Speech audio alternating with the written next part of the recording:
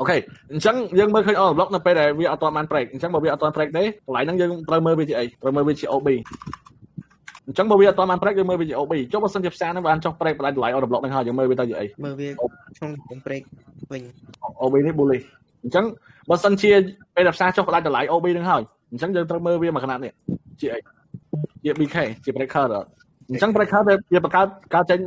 នៅពេលដែលផ្សារចុះផ្ដាច់តម្លៃ order block អញ្ចឹងពេលដែលផ្សារចុះមកម្ដងទៀតផ្ដាច់តម្លៃ order block អញ្ចឹង order block យើងត្រូវមើលវាជា breaker អញ្ចឹងពេលដែលវាអត់ទាន់បាន break ទេវានៅជា order block ពេលដែលផ្សារ break វាហើយវាទៅជា breaker អញ្ចឹងបើសិនជា order block bullish breaker វាទៅជា breaker គេ bearish អញ្ចឹងកន្លែងនេះខ្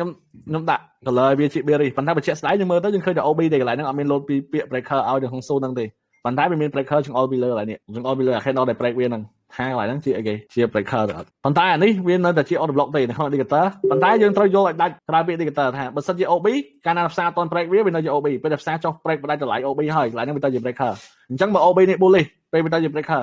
វា bearish ដោយសារអី breaker មានតួនាទីរុញរយសិនទីផ្សារប្រឆាំងជាមួយលំហ order block អញ្ចឹងបើសិន order block bullish breaker bearish អញ្ចឹង breaker នឹងវាអាចធ្វើអីបានទៀតវាអាចទប់រយសិនទីផ្សារដើម្បីឲ្យប្រឆាំងលំហមួយ order block អញ្ចឹងទប់រយសិនមិនទប់រយសិនពេលដែលផ្សារឡើងចាក់តម្លៃ breaker អញ្ចឹងពេលចាក់ breaker នឹងវាអាចទប់រយសិនរុញ